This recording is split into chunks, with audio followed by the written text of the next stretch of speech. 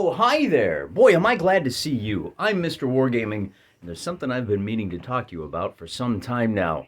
That is the game Mother May I. For those of you who grew up in the digital age and didn't get to run around on the playground for several hours unsupervised through most of your schooling, or maybe you're foreign, maybe even Canadian.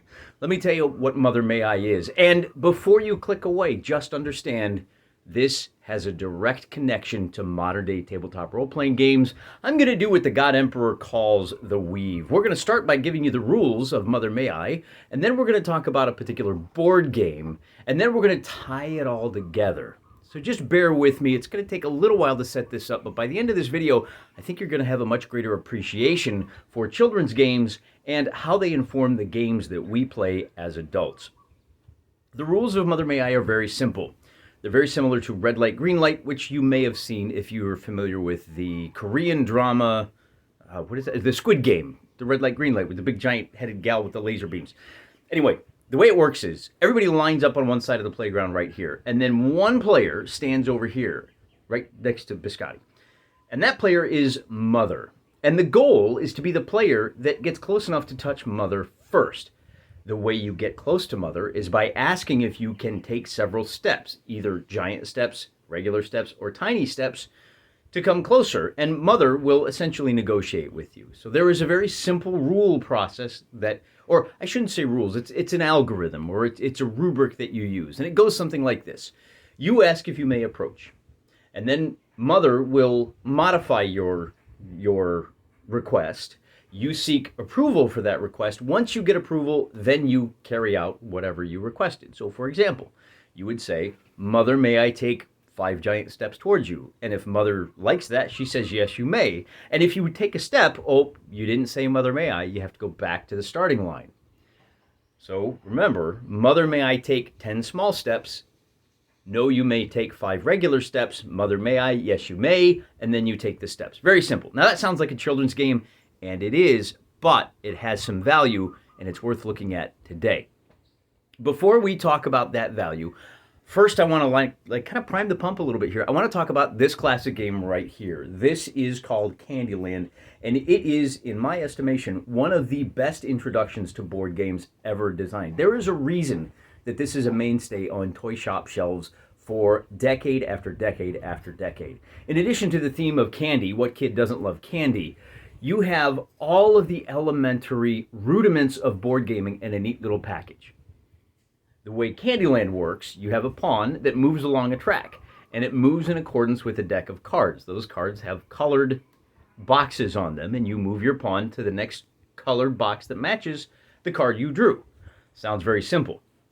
And it is for you. But I want you to step back. I want you to put yourself into the mindset of a 3 to 5 year old child.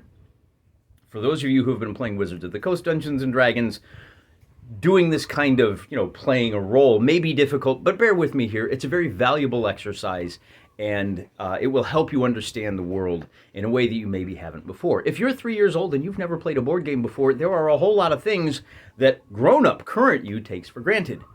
There is a geometry of board games. There are places your pawn can go and places it cannot. This game introduces that concept. There are rules for how your pawn may travel, in this case, along a track. You have to take your turn. Even something as simple as taking your turn is a concept that has to be introduced to you for the first time. And Candyland is a fantastic way to do that. No, it's my turn now. I will turn over a card. I move my pawn to the next colored box. Then you take a turn. Very elementary, but you do that for a year, and you become familiar with the elements of board gaming, to the point that then you can start adding the next difficult step. That being decisions. Another similar game is Chutes and Ladders, or Snakes and Ladders if you prefer. You spin a dial, and then you move your pawn that number of pieces. However, Chutes and Ladders teaches you recognition, not just of colors, which is an added benefit of playing Candyland, but in the case of Chutes and Ladders, you have to count the steps. So it introduces the concept of counting. You don't have to count to play Candyland, but you do Chutes and Ladders. And you have to recognize that sometimes when I land on a space, there may be something good that happens. I may climb a ladder. There may be something bad. Oh, I take a chute and I have to go back down. But Chutes and Ladders is another wonderful elementary board game. So why am I talking about these kids' games? Because Candyland, Chutes and Ladders are to board games what Mother May I is to role-playing games. What do I mean by that? Well, there are certain fundamental philosophical things that are going on in a routine game of Mother May I. There are other elementary aspects of playing games that children are exposed to, and they develop an innate understanding. They don't even have to think about these things because they happen automatically. And interestingly enough, you might think they happen automatically, but given that the market here is role players, a whole lot of PDF merchants have written a whole lot of books explicating what I'm about to talk to you about right now. The first and most important thing to be aware of is that Mother has to be fair and judicious for a lot of reasons. For one, this is a game that teaches children that the only real power you have is the power to walk away. If Mother is not being fair, you can't make her be fair. All you can do is get up from the game and walk away. Now, interestingly, that teaches Mother something very important as well. If she is not being fair and right and just with the other players, they'll all leave and the game doesn't happen. A lot of ink has been spilled for D&D explaining this process to people when we could have just said it's very similar to Mother May I. As well, when Mother is making her decisions, you have a negotiation that takes place. Mother, I would like to do this thing. And Mother says, well, maybe you can and maybe you can't. So put yourself in the shoes of somebody who's trying to approach Mother Biscotti here. You say, Mother, may I take 10 giant steps? Oh, can I take 100 giant steps? I could win this game in one fell swoop. And Mother says, no, you can take one step. And then you think, oh, you know what? Maybe I should have asked for 2 steps. I would be twice as far along as I am right now. Don't ask for the moon. You're not going to get it.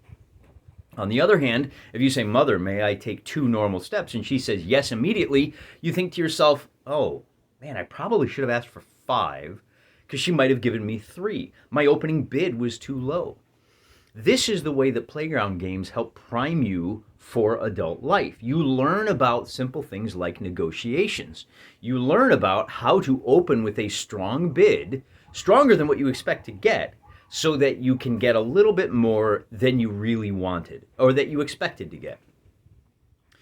As well, now we're going to put ourselves in the position of Mother. I'm standing as Mother, and here's the big difference between Mother May I and Dungeons and Dragons. Remember the first rule I told you. Once you touch Mother, you become Mother. And that means if you're standing in the position of Mother, deciding who lives and who dies, so to speak, you have in the constant reminder, in the back of your mind, this idea that your term as Mother is limited. Your days are numbered. Soon you're going to be one of those faceless hordes trying to touch Mother again. And one of those people, you're not sure who, is going to get to be Mother. So you have an innate, built into the rules, reason to be fair with people, to give in to their reasonable demands. And again, the undercurrent is, if you're not being fair, they can walk away. But even worse, you might find yourself on the end of that unfairness as well. Mother May I teaches children the idea of empathy and compassion, and it teaches children to look forward into the future. Just 5 or 10 minutes, that's more than a lot of people can think of these days. You guys have been on the roads, you drive cars, you know what I'm talking about. These are wonderful skills to develop. And again, I cannot emphasize this enough. If the wrong person becomes Mother, everybody knows the game is over and they wander away. Unfortunately, there's no built-in mechanic for tabletop role-playing games that make your dungeon master have to consider in the next session, maybe I won't be the dungeon master. Although, as a brief aside, the Bro SR has discovered a very interesting way to make that happen. If you have multiple dungeon masters operating in the same milieu, then it's a very good chance that when they turn around for the next session, they're not the dungeon master anymore. If you can master the idea of one-to-one time, Bronstein play, coupled with session play, and all of the Bro SR elements that we've talked about in How to Win Role-Playing Games, that element gets introduced. See, the secret of making a better dungeon master isn't necessarily to make a better game or just to make people a better dungeon master. The secret is to make them a better person, to give them a reason to be better. At this point, I really haven't added a whole lot to the conversation either. And you may be wondering why I'm talking about these children's games beyond pointing out how they inform the games that we play today and how they build the elementary skills that you probably already possess. And here's where things start to get a little bit offensive. I'm not going to apologize. I'm not going to make excuses or try to assuage your emotions. I'm just going to lay the facts out.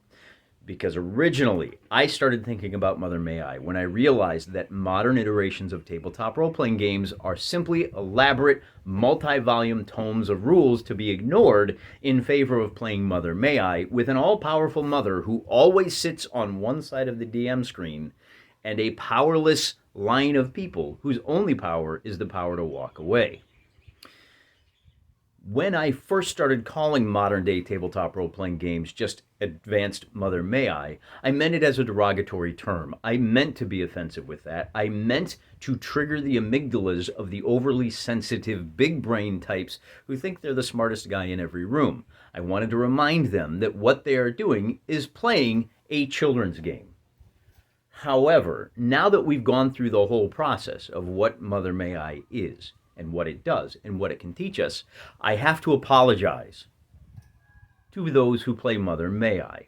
You see, Mother May I has one very critical difference in the rules than all of these, or whatever tabletop role-playing game you care to mention. And that one thing that separates it, is honesty. You have the rules before you. The 5 simple rules. Whoever touches Mother gets to be Mother. Modern-day tabletop role-playing games throw all of the rules out, hand all of the power over to Mother, and they're not honest about that. They pretend to have rules, and they convince not just the players, but they also convince themselves that they're better than the rules, that they don't need the rules, that they are enough, and that they deserve the absolute power to decide, Mother May I? Yes, you may. Mother May I? No, I may not. They engage in the kind of deceptive practice, and it's not just the players, they're also deceiving themselves. When they say, I'm playing this game right here, when they're not, they're playing Mother May I. And so in that respect, I have to give a lot more credit to those who play Mother May I.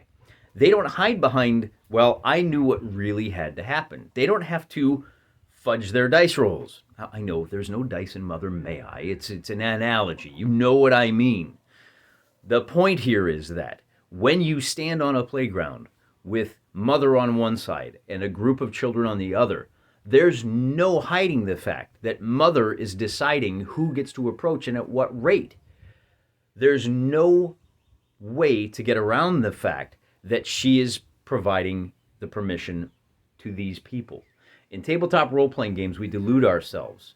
Some of us, many of us, those of us who have averaged 6 sessions in a campaign, they delude themselves into thinking that they're better than these rules and that they're playing something other than the game they're not. So for that reason alone, I have to apologize to Mother May I players for insulting them by comparing them to modern-day tabletop role-playing game aficionados.